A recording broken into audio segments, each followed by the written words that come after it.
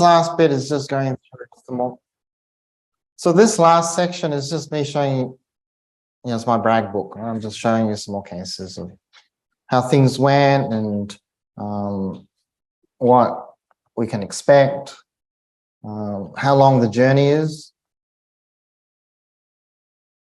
And it's amazingly rewarding starting young, but it's a long journey. You know, when I first started, I was told treat really, really young, as young as possible, younger than you can possibly imagine is suitable. And I just did what I was told. And then I realized 6 years later, I'm still doing it. I'm still trying to figure out why this, it only takes you 12 months, 3 months, 4 months, 5 months, because they're really young. Well, 6 years later, I'm still like, what the hell? I quoted them for 9 months of treatment. It's 6 years on. I can't ask for any more money because like, I don't know what I'm doing. So it always starts off really good, right? You think, oh, wow. Because they're like putty. Like, what does puberty do to us? To the bones in particular. It calcifies them, it hardens us. Right? When we're infants, our bones are soft, so soft you're not allowed to squeeze the head, right? You're not allowed to squeeze the head. But as we get older, we harden up. And there's a point where you get really, really hard, and that's called puberty. So before that, you're still soft. Green stick injuries are more common in the young, right? Than fracture. What happens when you're 95 and you fall? You shatter. So you go from very high organic content in your bone to very high inorganic. Right? Then you go from plasticine to iron to porcelain. So you can do this, like you just do that. It's like, whoa. And you just want to run around, pat yourself on the shoulders and shout to the world.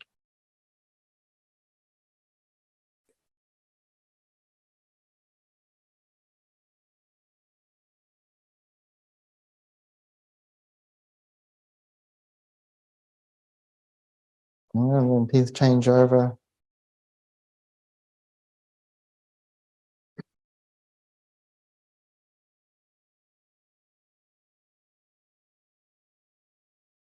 But you have to understand, it takes a long time for kids to grow up.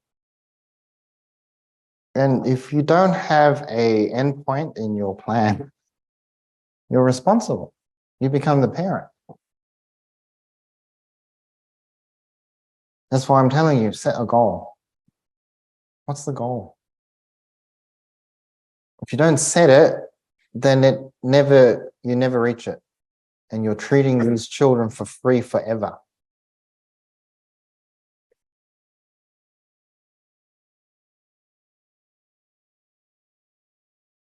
And then their primary teeth fall out way too early.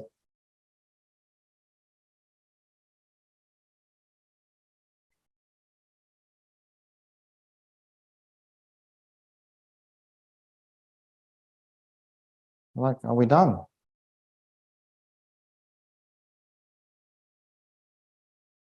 It's taken almost 3 years.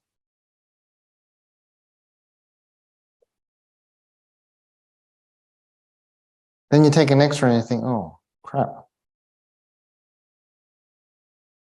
There's canines and there's premolars, right? And the laterals haven't come through, so I can't finish until the laterals come through. Because no one told me that it takes between 7 and 10 for the laterals to come through. And I started at 4. Which means what? I can't finish until 10, right? And then we lose a canine, a primary canine, 3 years early. So what does the 4 do? Thanks very much, I'll take that.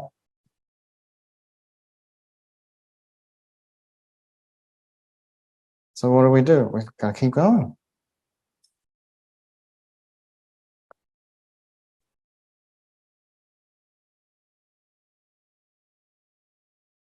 But if you time it right and you work with a compliant child and a disciplined family, and you don't wait until it's too late, you can make, like, you've got life in the E, you can still do your stuff. The E is the magic tooth, right? So everything is guided by the E and the 6. How far before the 6 erupt? How long have you got to work at the E? That's your marker.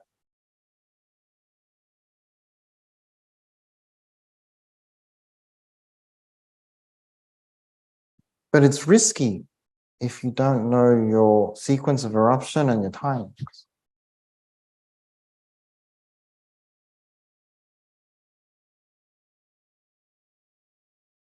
And you create a lot of extra space.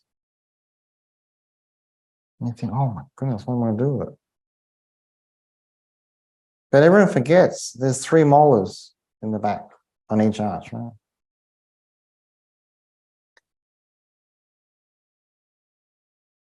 And I want all 3 of them in on each side, on each arch.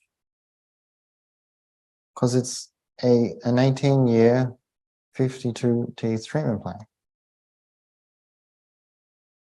You think her airway is too big?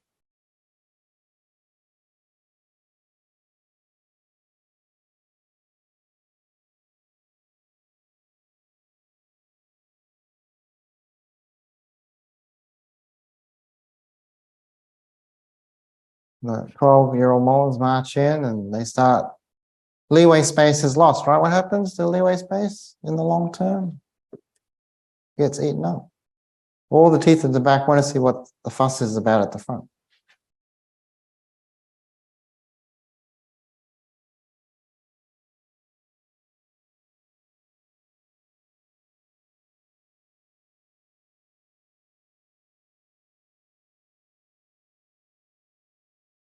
Have I made too big an airway?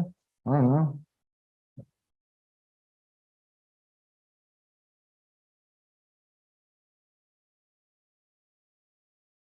Am I being too ambitious to aim for all of them?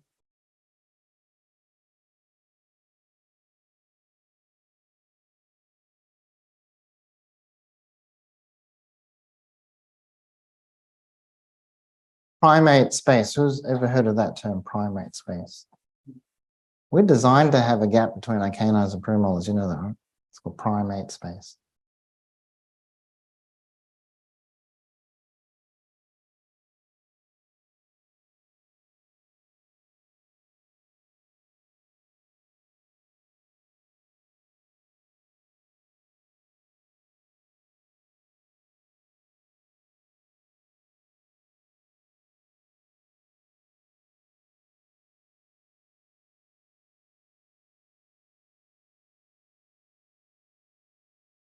Right? If you time it right, it's like an 18 months treatment, active treatment, then it's just monitoring and maintenance. People say, how can you go on for 10 years? Let me ask you, as a general dentist, are you surprised when your patients turn up every 6 months for the next 25 years? Does it like shock you?